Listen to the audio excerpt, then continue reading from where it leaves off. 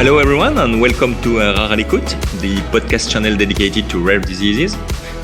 Today we continue to explore Cushing syndrome, and to talk about it we are pleased to welcome Mrs. Fournier, who is concerned by this rare disease and also an active member of the Surrénales Association, the French Patient Association for Adrenal Diseases. Mrs. Fournier, good morning. Good morning. So Mrs. Fournier, my first question is quite simple. When and how did your first symptoms occur? So the first symptoms occurred in 2011. I was 30 years old. At first, it was palpitations, headaches, dizziness, bruises on my legs, and acne. And soon in 2012, I had my first miscarriage. In total, I had 3 miscarriages with sizable weight gain, a fracture, and the onset of a depression, which was explained by the medical team as a consequence of my miscarriage. And then a lot of anguish, a lot of stress to finally reach a weight that went from 60 to 107 kilograms. A lot of acne, amenorrhea, high blood pressure. In fact, I had the impression that my whole body was completely out of control. So I was taken care of by a doctor who very quickly referred me to psychiatrists because I had very strong anxieties. And regarding psychiatrists, as I said, I had the impression of having a brain tumor. They raised several diagnoses: hypochondria, delusional depression, psychosis. None of these diagnoses will be questioned afterwards. And so I was taken into psychiatric care and I was interned twice. So a very complicated situation. How long did it last before you had the right diagnosis? So this diagnostic wandering lasted from 2011 to 2018 for 7 years. I was followed, I counted, by 47 doctors, and in fact, each time the doctors went back to the psychiatric hypothesis and therefore did not consider all the symptoms. In the end, it was about putting me in a psychiatric institution and considering me as disabled, since I was explained that I would never recover, that I would never be able to work for the rest of my life. So eventually in 2018, in the end, I resigned myself to this status. And eventually, how was the diagnosis of Cushing disease made? So during my first illness, my parents took care of me. There were 8 years of diagnostic wandering, including 4 years living at my parents', as I broke up with my husband. And because when you have strong symptoms like I did, it's difficult to simply live, to pay your rent, to work. My parents took me in for 4 years, and they moved from Paris to Vendée near the Atlantic coast. And there I had to find a new general practitioner. And when this doctor saw me, she listened to me. It's like I had been mute for several years. As all I said was always misinterpreted, I had stopped saying anything. And when she saw me, she saw the weight gain. She asked me how much I used to weigh. She listened to me. She made me undress. She saw the huge stretch marks under my arms and all over my body. She saw the acne. She saw my red face in the middle of winter. She told me this was not normal and this was not the symptoms of depression. And going back to zero, when she put all these symptoms together, she just told me, I think you have Cushing disease. So she measured in emergency, and my cortisol level was indeed 12 times higher than normal. So cortisol is the hormone that manages stress, and that's the particularity of Cushing disease. In general, in this disease, it's multiplied by 3 or 4, but for me, it was multiplied by 12. So I was referred to the university hospital, which took care of me and was able to treat me, knowing that by this time, the disease had affected my immune system, so I had serious lung infection. So I was admitted urgently at the university hospital under oxygen. And after all this time and know that Cushing syndrome is finally diagnosed and recognized, how are you today?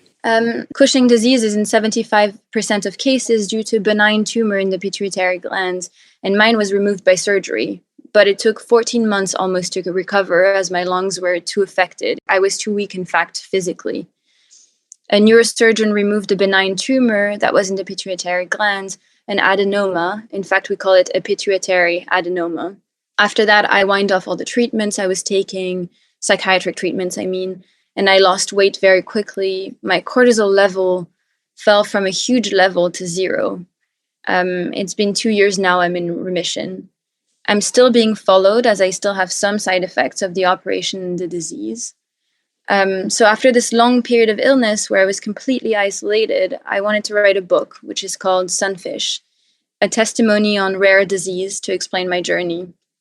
I wanted to write it first for young doctors, and finally it had a little success. I think it was re-edited by a publisher.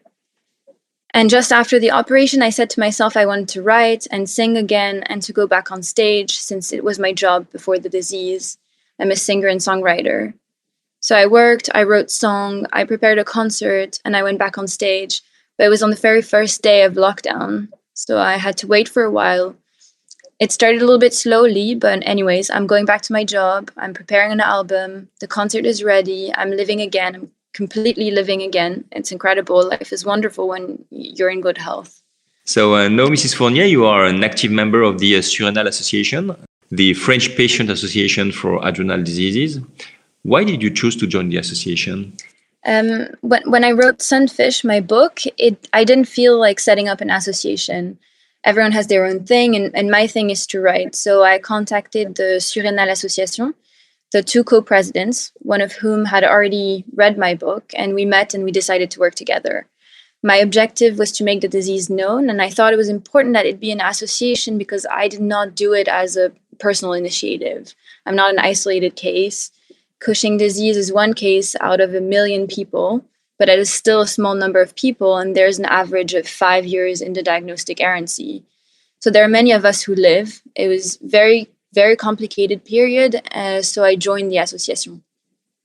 Today, I'm an active member, and my objective within the association as a volunteer is to set up concrete actions. So we are in the process of producing a booklet to explain the disease to internal doctors in hospitals. We're going to try to set up a working group to work on videos to explain the disease, to make it known as much as possible. We know that cortisol is part of the high school biology curriculum, so we're going to try to use this to communicate. And from a more general point of view, Mrs. Fournier, what are the objectives of the association? So the aim of the Surrénales Association is to support patients and to improve patient care by listening to them. That is to say, the association works with doctors and patients. The aim is to provide optimal care and to improve the quality of life. It's also important to know that it is these patient organizations that finance research into rare diseases, which is why it's so important to join in. The aim is obviously to make these rare diseases known. So the Association Surrénales groups together all the diseases that concern the adrenals, of which Cushing disease is one. So we're coming to the end of our interview, Mrs. Fournier, and to conclude, if you had a take-home message, what would it be? The message I would like to pass on is to make this disease known. So that is what you're doing, and I thank you very much for that. We realize that there are still many doctors who do not know about Cushing disease, and I think the first step is to know about it in order to diagnose it. The message I want to give to doctors is to listen to the patient, and to patients is to know that there are resources that are completely unexpected. I would like to thank my family who supported me throughout this ordeal, and thanks to whom I'm alive, and the doctors who treated me. We must realize that it can happen to anyone, that life is wonderful, so you must hold on for the patients and diagnose for the doctors. Well, thank you very much, Mrs. Fournier, for your testimony. As for us, dear listeners, we thank you for your time, and we look forward to seeing you on our podcast channel, where you can find all our previous episodes on Cushing syndrome. See you soon.